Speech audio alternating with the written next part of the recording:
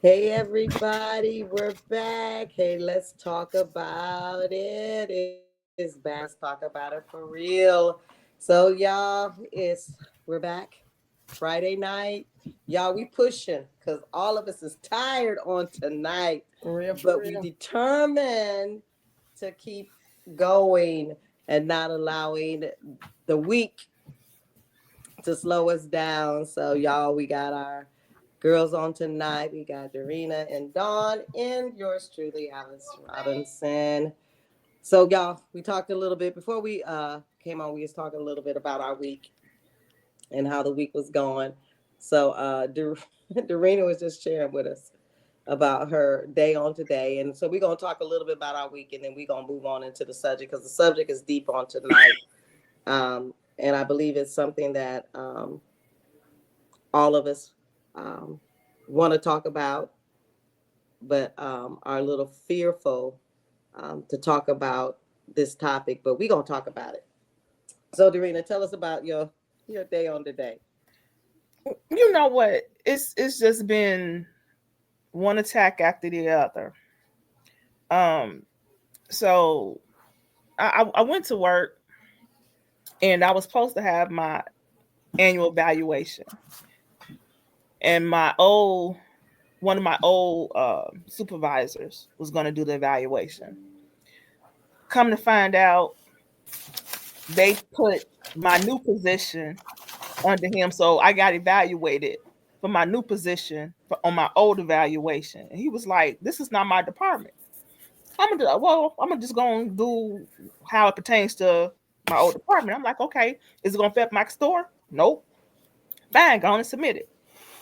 So a little while later, I'm sitting up talking to my coworker, and my throat started itching, my chest started getting tight.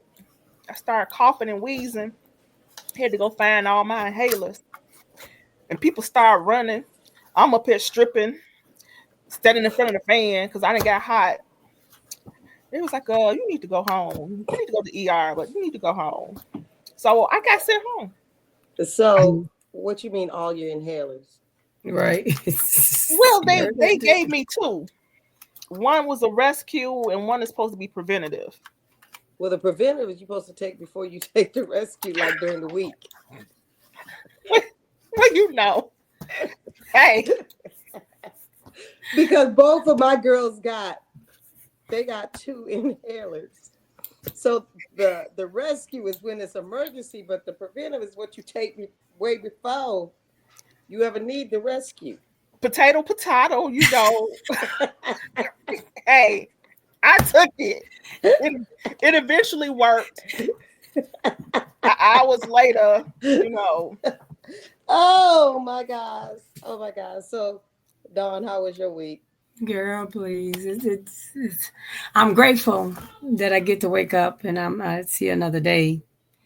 But these days are going by too fast. It's already the first week of February is gone. Yeah, it's the we seventh. we ain't got that many more to go this month and the year be over with. But it's been a trying week. I went to clock in this morning for work, and somebody hit a we had a power outage, a massive one. Apparently, they hit a what you call them things, Transformer. transformers. Yeah, supposedly a semi truck hit two of them. So yeah, I had no power for a while, and it was like, well, what do you do? Do you go to Go to bed? bed. That's what my daughter said. Go to bed, take a nap, do something. I was like, no, I'm gonna I walk the would have went, dogs, and girl. I I did would have went. everything but. So I'm a little tired, but it's been a long week. Yeah, I would have went to It's been a bed. long week, I long would have week. went to bed. I would have went to bed. So my I week, wouldn't have woke up. girl, I would have went to bed. My week was, I say it was long. It definitely was long. My job, y'all already know my job is a lot. And then but I've been off for the last 2 days because of course Shayla's been sick, and Dawn, you know, and Dorena know. So she been sick for the last 2 days. So I ain't getting no sleep. She's sleeping in her own room, but I have to get up every 4 to 5 hours to make sure she got medicine on board so she comfortable, even though mama not. but Mm, it I ain't don't miss about them me. baby days no more. Yeah, but Mm-mm. it's about making sure that she's comfortable, that we get past this little illness. But hey, but otherwise, I'm still here and I'm grateful for that because somebody don't got that testimony. So That um, part. so glad to see both of y'all on tonight. Hey, And hey, so the Dorina. so What's does somebody up? you were so fast. So what y'all want to give our topic on tonight? I Go guess ahead, I'm Don.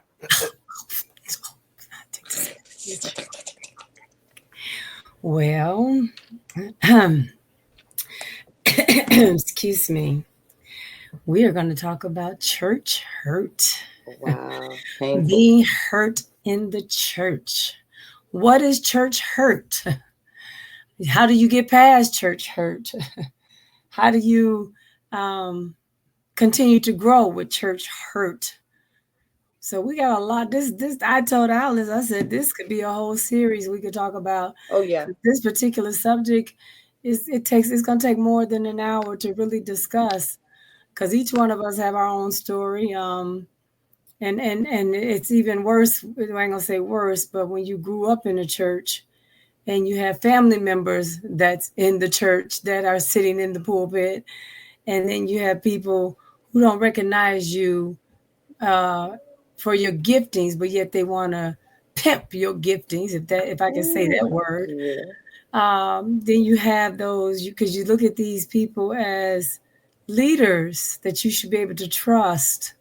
I figure if I'm paying my tithes to you in your house and I'm listening to your word and I'm serving in this church, then I should be able to come to you with issues, not have those issues preached about or talked about, or have you look down on me or treat me some kind of way.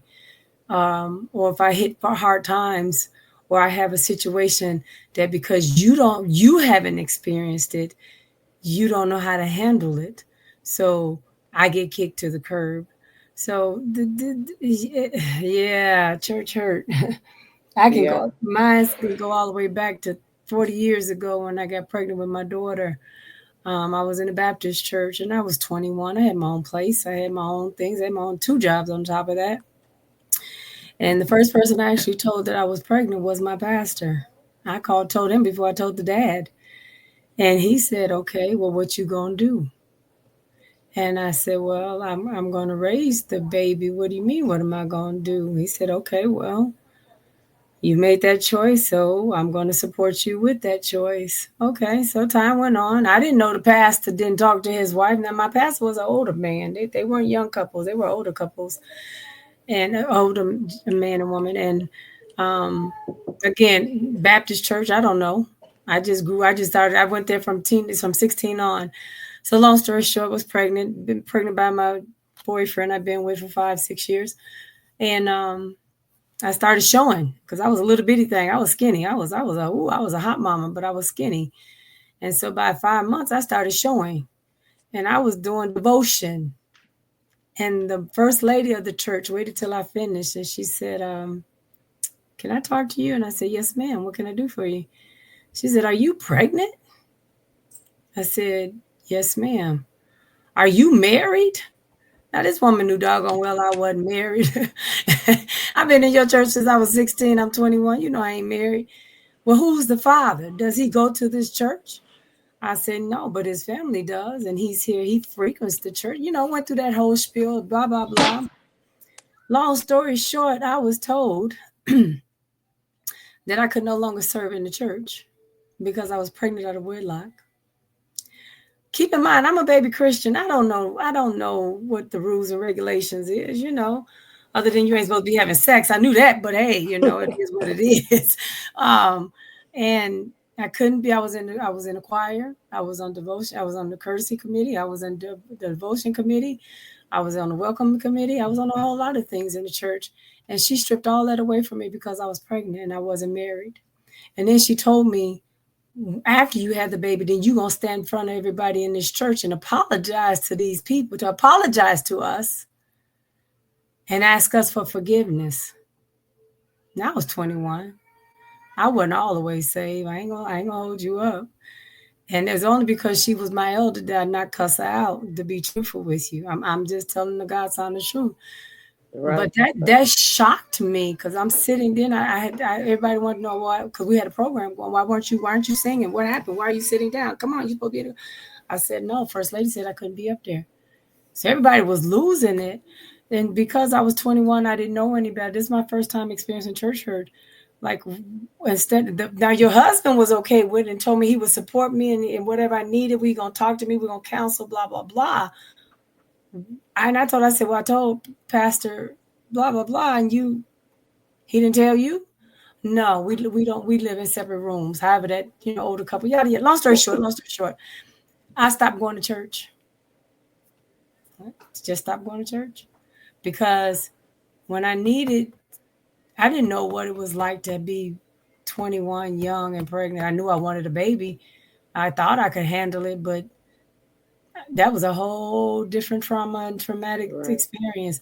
And then for you to tell me I got to stand before people who I know sinning in the church, grown folks, old people, married husbands, wives cheating on each other, wives gambling, I'm not getting ready to do that. Who are you to judge me? Yeah. Yeah. So that was my first experience. And again, that was my daughter's 39 now. That should have And been that that should have been your choice. And I know people may feel different about that, but that should have been your choice. If you chose to stand up there, that should have been your choice and not something that they should have put a demand on you. Because this is like, now I'm gonna give this scenario. It's like taking cigarettes out of a person's pocket and throwing them away, but they didn't throw it away, and say you're gonna be delivered from these cigarettes, but I'm gonna help you. You're not helping nobody. It's got to be their choice whether they give it up or they hold on to it. It should have been your choice if you wanted to stand before this congregation and ask for forgiveness. But to me, the only person you needed to go before was God, because He the only one that was able to deliver you. He was the only one that could keep you out of hell. Their job was just to support you. Now, I'm not talking about clap their hands, rally around you, but no. Yes, the choice you made wasn't a good one, but it was your choice to make. Now, how do we support you in the decision that you make? Our job is to minister to you and navigate you along this way. We know people ain't gonna do that. and it's interesting because I saw something on TikTok or Facebook or one of these. She said face pop. And somebody took my footstool. And the pastor, this young girl, young, she could, now she was a teenager. And this just recently, I saw this recently. And he told her, embarrassed her in front of everybody, told her to stand in front of everybody in the church. And she went to touch the table they had set up for like communion or whatever. He told her, don't touch that because you unclean. This is on Facebook. I mean, one of these social medias. And it was TikTok. Was it TikTok? You know what I'm talking about? And it was a black man. I didn't see that. And he told the people in the church, she told him what she did. She apologized. He said, y'all better not go to her. And I'm paraphrasing. This is me paraphrasing. Y'all better not go to her baby shower. I better not hear none of that. Y'all attending now. We don't, girl, that's something inside of me revved up inside of me because that told me I still wasn't delivered from that. Yeah. That thing with that girl, I wanted to run to where that young lady was, to wherever she is, and hug her and say, baby, hold on, baby, they can't judge you. But no. And the thing with that, now I've heard little bits and pieces about from different individuals about what she was made to do. Again, the problem that I have, y'all know, you stream every Sunday. Every Sunday, y'all know the format or the formality you go through. And you're going to be on Facebook, you're going to be on whatever, and you're going to stream it. If she chose, like I told, if it's a choice for her to get up and do it, that was between her and the church, not the whole world. That part. And I'm saying if she chose to get up and say, I'm asking for forgiveness, that's if that's what she chose. I can't say what she did or didn't, but I'm just saying if she chose to do it, it wasn't for the whole world to be in on it. To me, They that should have was a form shut of off. manipulation. That was manipulation. That was witchcraft. That was control. That was It is humiliation. humiliation. And that's just one But form of church hurt. but What my should have question, been done? but my question in Go ahead. this, and this would be my question to the pastor, and I know that people got they saying or whatever, but my question to the pastor and to the congregation, this is my question, and I'd be happy if somebody would answer this question. Where did God get the glory in that? That's my question. That's all I got to say. I'm not going to be on my soapbox. My question is, where did God get glory out of that? Because all you that I could see from everybody talking, the few that talked to me, was all negative stuff.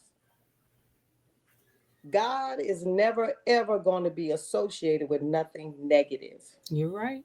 So where did God get the glory out of her standing up in front of the church, in front of millions, billions of people? Because I guess it went viral on social media. How did God get the glory out of what was done?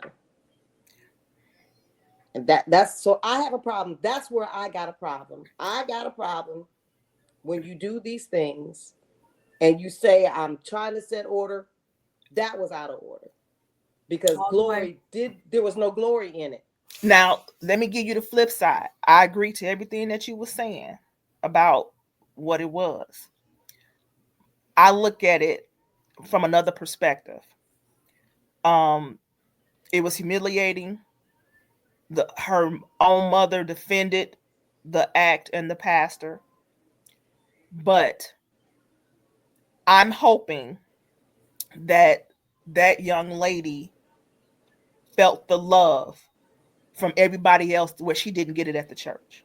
Yeah, yeah, yeah. Because the backlash was, oh my goodness, and I can't remember right now who it was, but some celebrity was like, I will give her everything that she needs, whatever she needs. I will throw her a baby shower. I will make sure that she have. And other people was like, just post the link, that baby will have everything it needs. Let me give you a hug. That was so not right. So on the flip side, she was shown some love where she should have gotten it from the church, but it wasn't received from the church. But the And that's thing the problem with that's true. church. That's true. You get That's love on true. the streets You get in the love, world, but you Mm-hmm. don't that get it in the that is church. definitely true. But the thing is this: the shame came back to the body of Christ Yeah, as a And that's whole. it. Yes, As as a a whole. whole. I'm As a not talking whole. about that church. I'm talking about this is what the church does. most definitely. This is not what everybody does, and this is what I don't want. And so we talk about so in this podcast we're talking about church hurt, and we use this word because that's what everybody familiar with. But we know it's not the building that hurts you; it's the people in the building Right. that hurts you. And what happens though with this thing that happened with this young woman, it brought chaos to the body of Christ. So when I'm talking about God didn't go, you brought shame to the whole body. Now I'm not talking about that particular, just that church. I'm talking about it's one more mark against the body because they said this is what the church do. This is what the Mm-hmm. world said. The world said this is what the church do. This is why I don't go. This is why exactly why I don't go to church because they do this stuff inside the church. This is why I don't go. And a lot of people have shared experiences when they were had their experience with being, having a child out of wedlock in the church and the negative experiences that they had. Yeah, So Yeah, and we got to stop that mess. Y'all got to stop talking about this. This is God. God ain't in all that. He's not in now. Yeah, I get they made a mistake, but haven't we all fall short of the glory of God? But our job is to go in, whoever it is, and to undergird them until God restores them. Our job is to restore, not to tear down. But it's we got to stop, because that stuff just make me frustrated. That stuff make me so frustrated that, and then they say they do it in the name of the Lord. I really have to say that's a no for me. That's a big no for me, because if God don't get glory out of it, and if it brings negativity or another black mark against the body, because not every individual is like that. They're not. They're not like that. And I'm gonna tell you what, my father-in-law, it wasn't like that. Now I didn't have that experience, but I had someone in the church that did have that experience. They did not make that person stand up in the church and apologize to the whole church, because it's their choice whether they wanted to do or not. But that's between them, the person that they're having a baby by, and God. They gonna have to work that out, and then they're gonna have to figure out where they're gonna go from here in their salvation. So yeah, I'm gonna have to watch that video because I ain't seen it. But if I watch it, it'll probably make me mad. So I maybe better not watch it, because it'll probably make me upset, to watch them, um, put the girl on Front Street in I'm gonna front send it of. to you. You gonna try to make me mad. You just wanna make me upset. But yeah, but I know we all have had, whether it's a pregnancy or something in our lifetime that we have come in contact within the church, and has caused us wounds. And some of the wounds are deep, and it takes years and years and years to heal. And um, I've got my own experience with church hurt, people hurt, where and I've talked to you too about this one in particular. And I think what hurt me more than the fact that they hurt me, what hurt me more is that they hurt my children. And so when you hurt them, it's a whole another different level for me. And I, the ministry that I was in, um,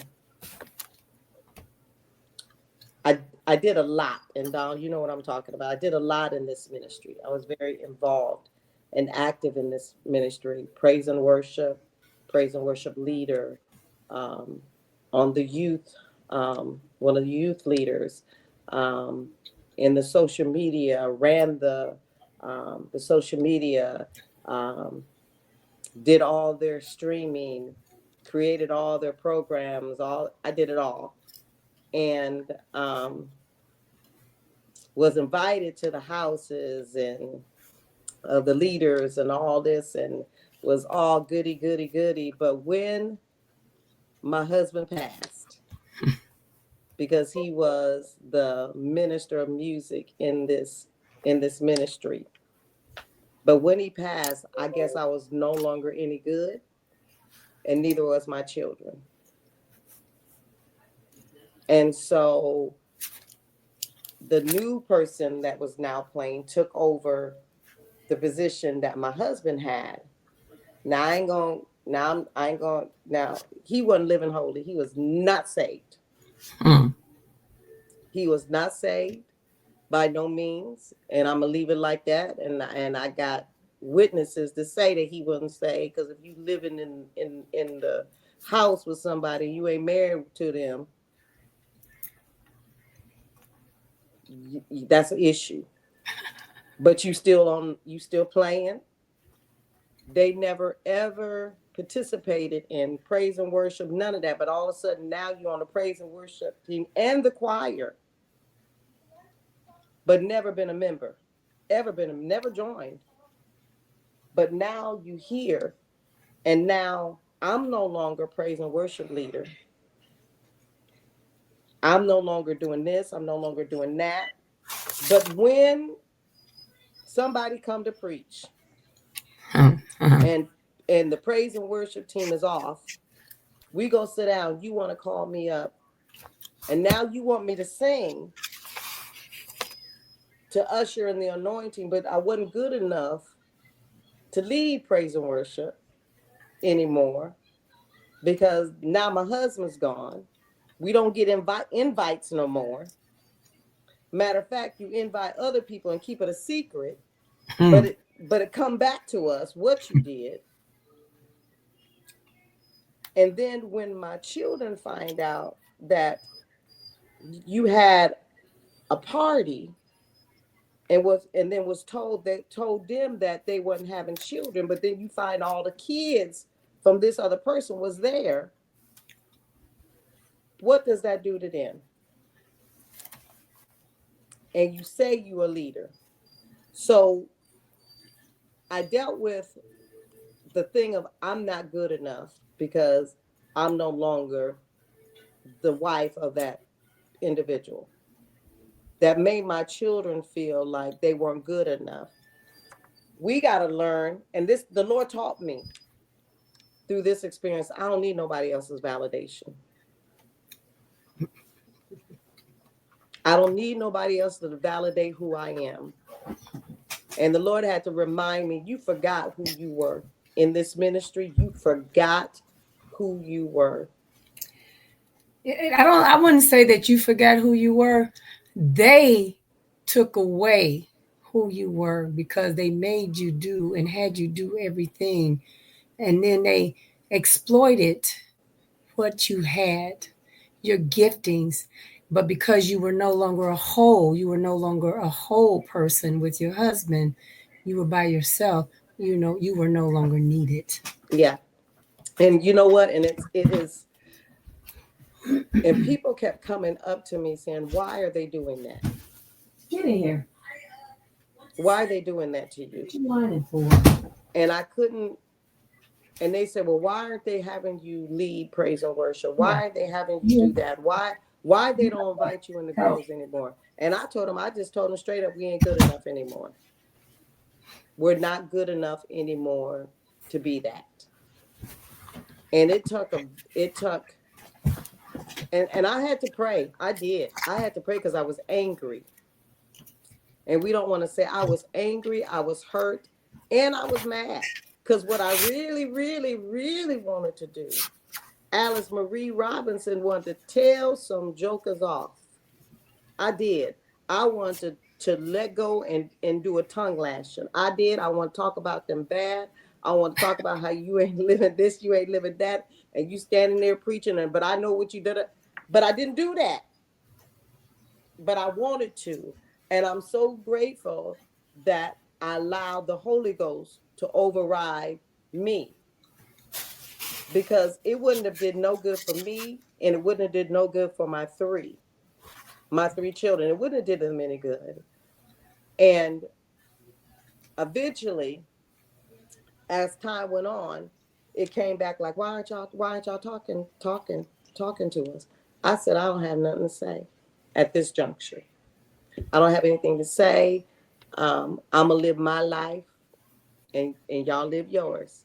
And that's how I left it. And of course, you lose respect. You lose all respect for these individuals, these people. But we have to learn that we should not have to be guarded. We shouldn't have to be guarded in the house of God. We should not have to put up a barrier or a wall because we don't know the next person that's going to come up and try to harm us or hurt us. It's sad. It's sad. Now let me say this because I don't want to be like the devil advocate in this and the other either. Because this is church hurt. Let's see. What is church hurt? It's emotional, physical, or spiritual harm caused by a church or its members. Yeah. And it can be caused by the actions of the church leaders or other members.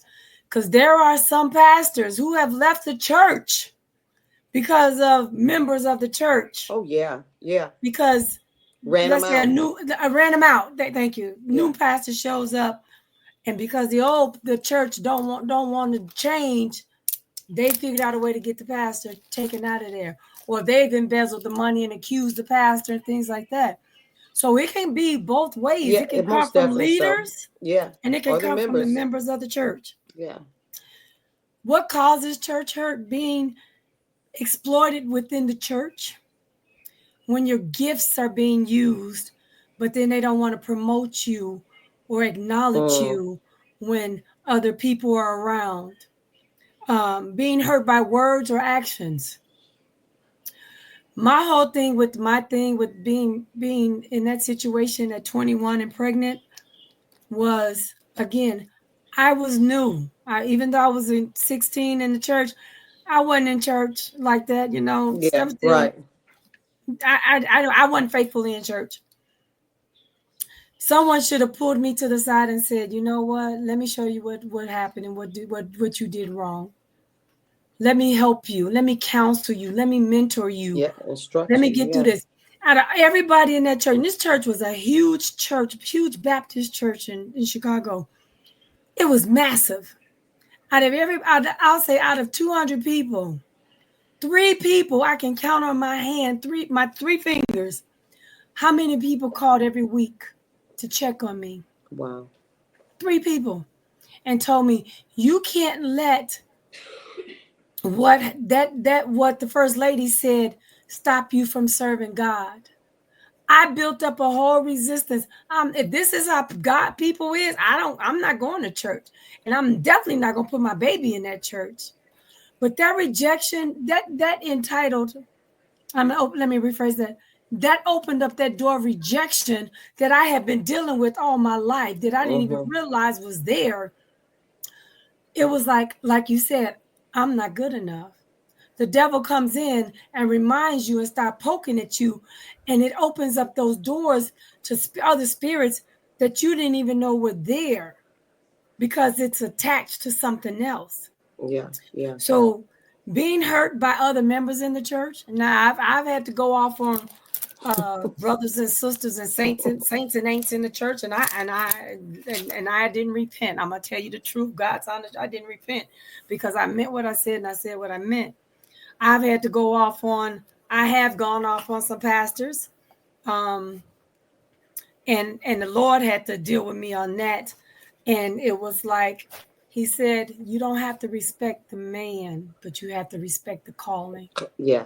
Yeah. I called him.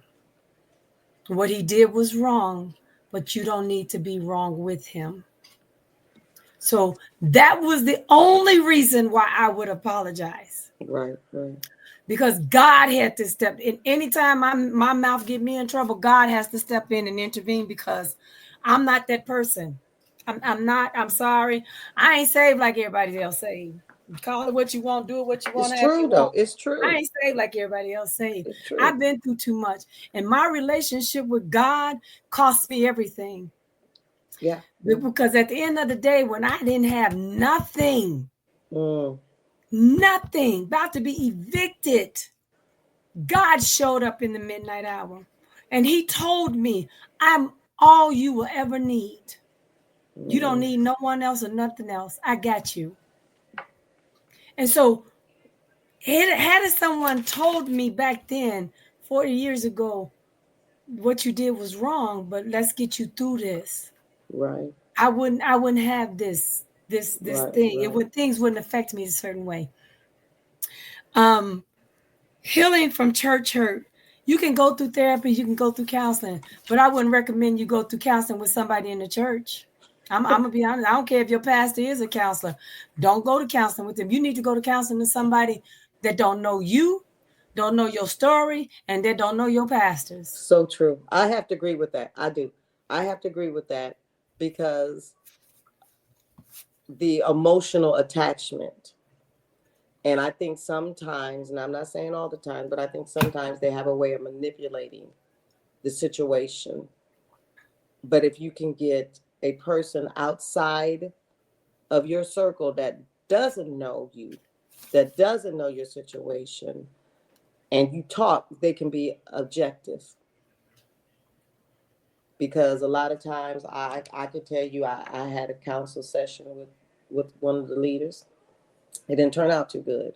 Now this particular time, Marie came out. Um, I had a few chosen words. I was very respectful, but so I have to agree with you. There, I don't think that when they know your situation, I think sometimes you need to be outside of. I would say it depends. You need to be outside because not everyone can be objective in your Not only situation. that, not everyone is qualified Sure to ain't. to counsel you. I know one time I was engaged and called myself gonna go to the current church I was going to, uh, because my church hurt started off because my father was the pastor, so that just compounded everything. Then I had church hurt surrounding my pregnancy because I had a child out of wedlock. So that was a whole bunch of stuff. But yeah, one time I was engaged. I called myself gonna get some counseling from my current church. I was like, hey, we might as well just go and break up because he that was the worst counseling experience I have ever had. What was so bad about it? The how he was talking, anybody that know anything about counseling or therapy, it's more introspective, posing questions, getting you to think, getting you to make decisions. Um, you know, What's wrong with you? I know I had shared some things with the counselor that I really hadn't shared with anybody. And he gonna just come out, yeah, XYZ. She said XYZ. I'm like, hold up. And my fiance looking at me like, I'm like, wait a minute. Just put me on blast. I'm like, that was not the way to address that. You know, Too much familiar. He knew too much of your story for them to counsel for this person to counsel you with your fiance. He knew too much of your past. I was like, oh we. So I was like, it was almost like that throwback to when I was in school and you telling the counselor something think it's gonna be made confidential and you gonna, work it in, then they just like, oh yeah, let me just say this. I was like, okay. And you gotta be careful with that because I know a lot of times I was talking to the leader and I would say something to the leader and then what I said would come from over the pulpit in a message. And I'm like, so you done took my conversation with you and you done turned it into a message. Okay. So I gave it the first time because I was like, okay, that might have been an accident. It's the Lord. That's the Lord talking to me. But after the third time, I was like, no. You got people shouting over what I done told you. So what I'm gonna stop doing, first of all, I'm highly offended, I'm wounded, and I'm hurt because these people are shouting around me about something that I done told you. So what I'm gonna do is I'm gonna stop giving you your messages. So you're not gonna get no more messages from me. As a PK, my whole life was a sermon. I'm Every so glad. every I'm Sunday, so glad I didn't have that every experience. Sunday. I'm so So glad. whatever I did was coming out in the pulpit. I'm glad. Everybody knew my business. Everybody. Were you an only child, Dorena? Oh no. I come from a small family of 10. So all y'all was on blast. But it seemed like just me. It seemed like I'm sure. Now my other sister said at some point, she was put on blast, but I actually had to leave. I actually ran away from my father's church. I was like, I can't take this no more. And I It think was I it was it remember was that. so much stuff going on. I'm like, I just can't do it. I think I remember when we had came down for one service and you weren't there. And I was like, where this girl at? And then the next year we came, I saw you, but you was like, I don't go here no more. But sometimes, but you know what? I have to, and I know why you left, but I have to commend you because a lot of children feel like they owe their parents that they have to stay out of obligation. And I don't, now this is just me. I think sometimes it's better not to be under your daddy's or mom's watch care. It's just me. Mine was more rebellion because I was so fed up with not only putting my life on blast, but my father was a talker. Not only over the pulpit, but he would be on the phone 24/7. So he would tell your business to all of his members, right? So the members was like, "You supposed to be a PK. You supposed to be a PK." And literally, I was stunted. I couldn't grow. I couldn't go. I couldn't do anything. I felt like I was suffocated, Standard was too high. and I was like, and then you have a mom, first lady, saying that you have a first lady saying that well, let not your good be evil spoken of. Be careful what people think about you, what people say about you. I was about to go crazy, so I started snapping off on people, and then that was wrong. So when I went to my next church, I found one of the biggest churches I could find. So you can hide in it. At the time, it was about 10,000 members, I think it was. I said, "Oh, if I'm in big church, I'm gonna hide. I ain't doing nothing. Sit in the back, ain't doing nothing. Ain't nobody gonna know my name."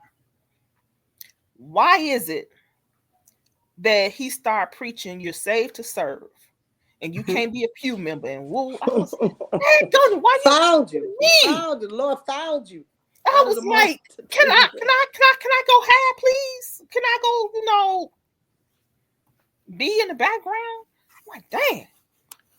But yeah. So, but my yeah, I was traumatized from a whole bunch of stuff. It's just too much stuff to name. And the Do thing you with church hurt is it affects your relationship with God, the church, and the congregation. It affects how you raise and teach your children. It affects how often you attend a church. And most importantly, it affects how you connect with other Christians because you're gonna always look upside like that. We use that young lady and that pastor. Everybody's condemning the church now, thinking that this is all Christianity. This is what Christians do, Baptist, whatever religion that was, thinking that this is how God is. This is the type of God y'all serve. Why do I want to serve that type of God if this is what he allows to happen? So it affects the way we connect with other peoples when we've been hurt in the church. Now, just so people don't think that we're crazy, Paul went through this, First Thessalonians. But the difference between Paul was like, look, and I'm paraphrasing, y'all know my experience. Y'all know what I went through. They talked about me. They beat me. They put me in jail. They this, that, and the other. But I'm here to tell you I am who I say I am. I'm here to serve God. And again, I'm paraphrasing. And you can check First Thessalonians 2, 1 and 2. I mean, First Thessalonians 2 and all the way down. And he talked about his sincerity of his ministry, even though he himself experienced the church hurt himself with the Thessalonians. So this is not something that we're just talking about. And there's so many levels of church hurt. We just touched the tip of an iceberg. Mine started with my being pregnant with my daughter. Alice had something totally different. Darina's hers was being a preacher kid.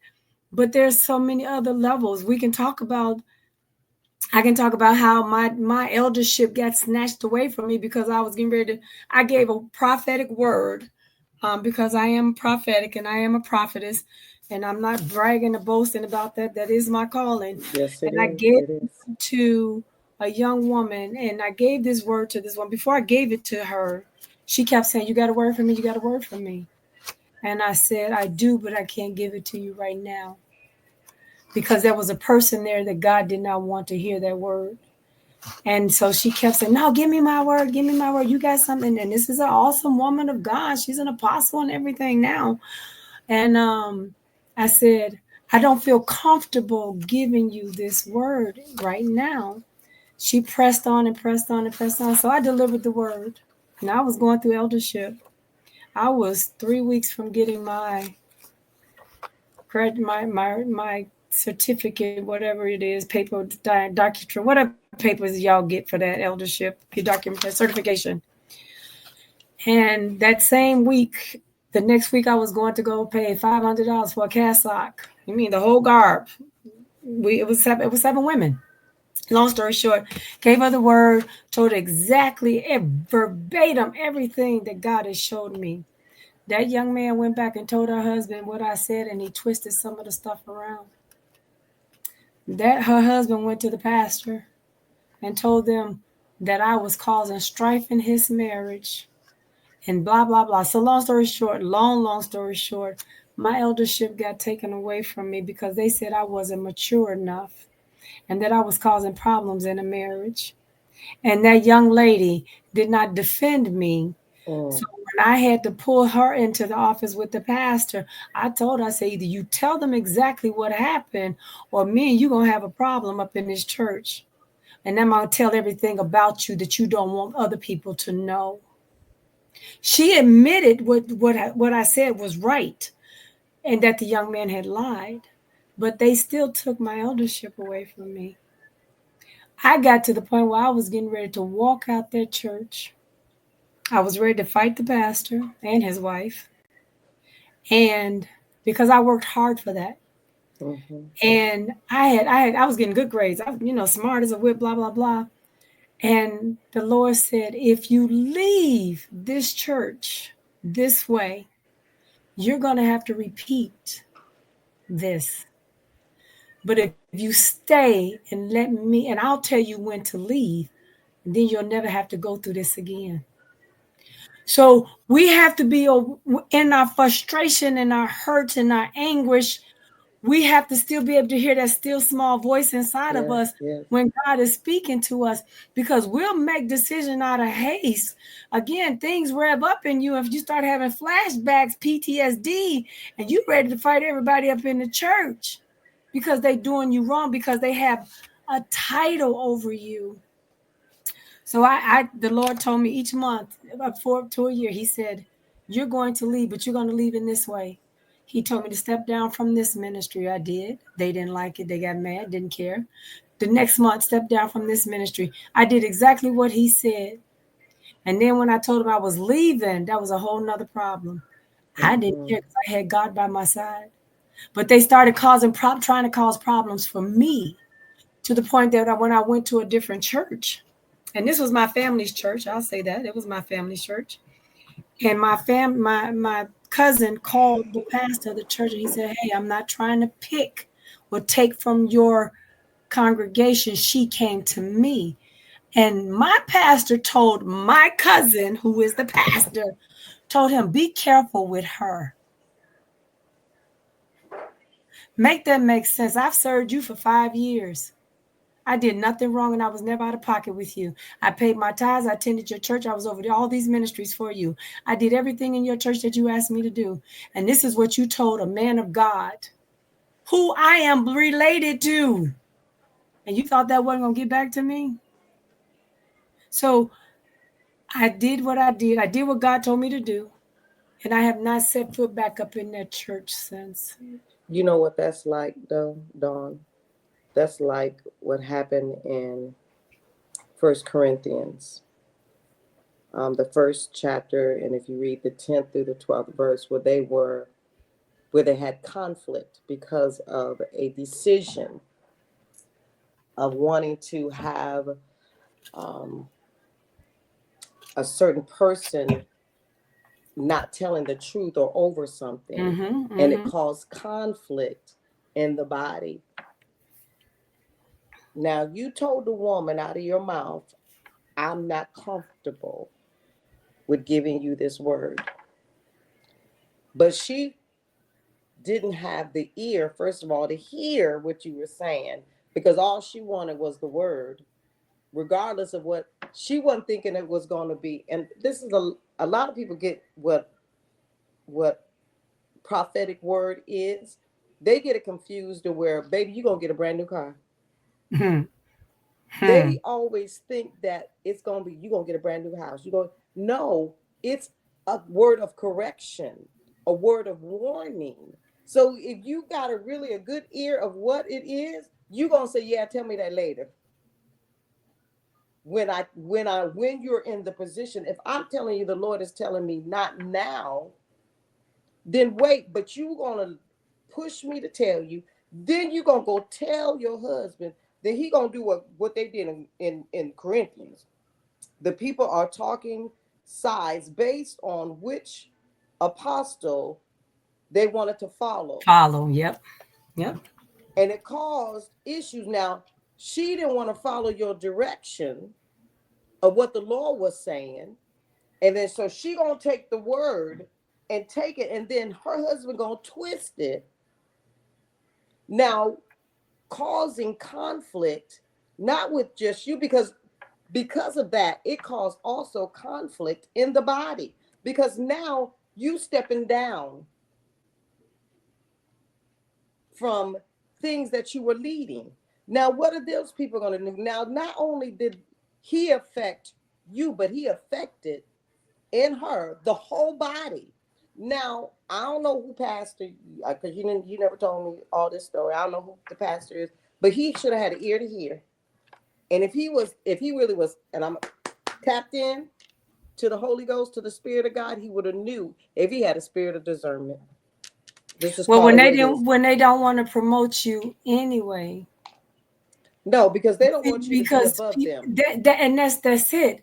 When the church, they know you have giftings, but they want to make sure your giftings don't outdo their giftings. But in the body, there's room for everybody.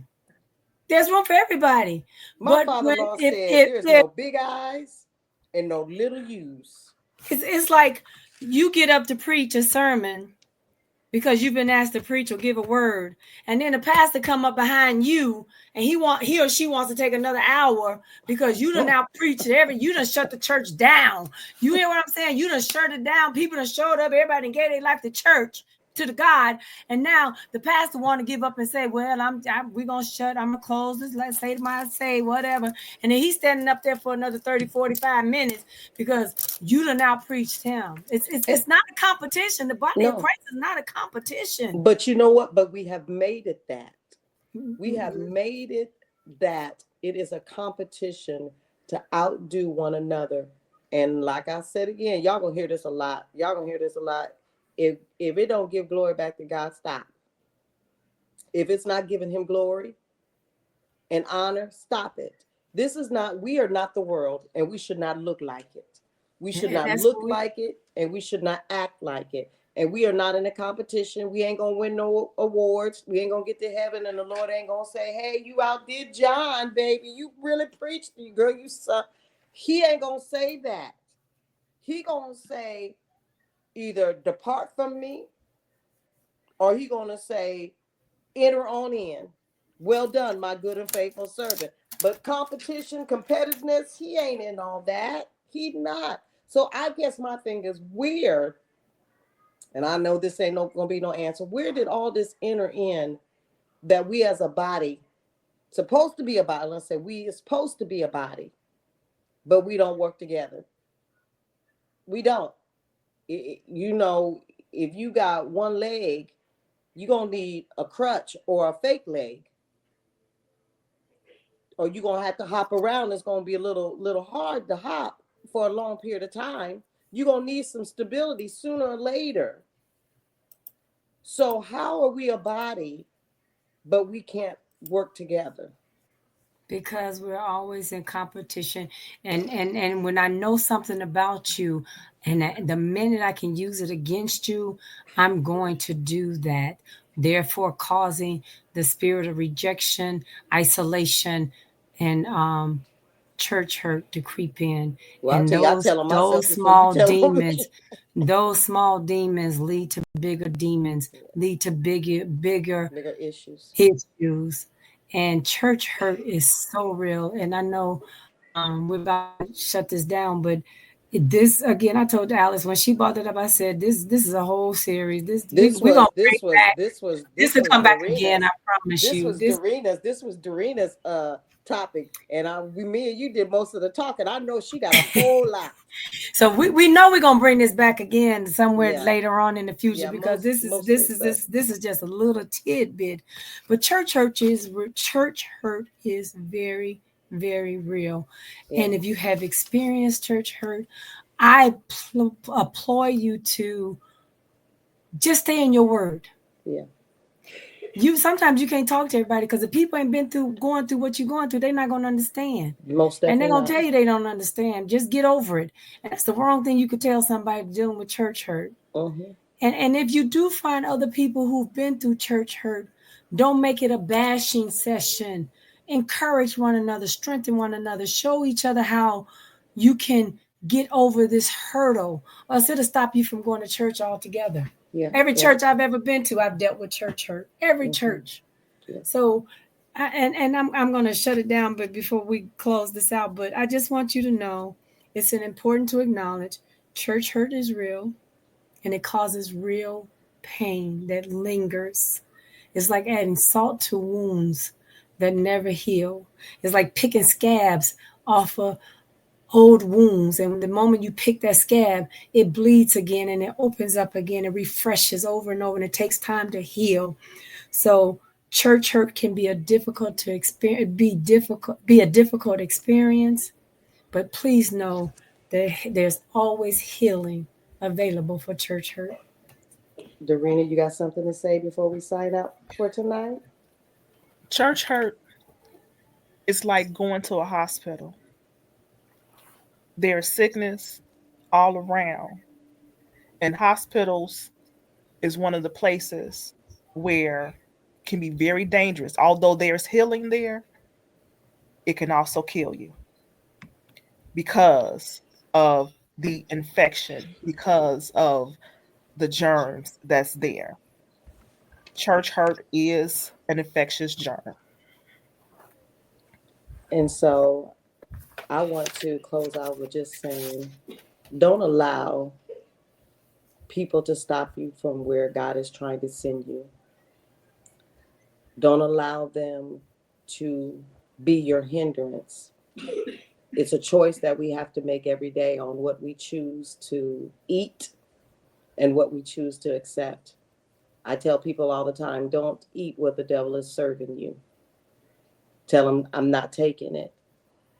And the scripture, before we close, Romans 8 and 37, it says, Nay, in all these things, we are more than conquerors through him that loves us. So know on tonight that God loves you. And don't allow anybody to stop you from where God is sending you. And I want to really encourage you in that, because really the enemy is trying to use that to stop you from reaching your potential and your purpose in God. So on tonight, you guys know that God has got a plan for your life. And like we say, hey, remember, let's talk about it. Let's talk about it for real. We will see y'all on Wait, next. wait, wait, wait, wait, wait, wait, wait, Go wait, ahead, wait, wait, sis. wait, Go, wait. sis. Go, sis. Hello. Go ahead. Go I ahead. need you to do this. I need you to talk Oh, about okay. this. So y'all, so please go to our Cash App. Chili's give it to me. Go to our Cash App. It is $. Okay, so you can go to $driven in purpose. Hey, let's talk about it is under that umbrella. So go to $driven in purpose Cash App, and you can Cash App, and then we'll put it into hey, let's talk about it. Let's talk about it for real. So y'all, we can continue to do what we have to do for Christ, and then also our social media team will throw up a banner in our next promo video that's coming up on this week, and they'll put all the information in where you can actually even send monetary gifts in our Cash App. So you guys, we're trying to build kingdom, and we talked about how we are a body.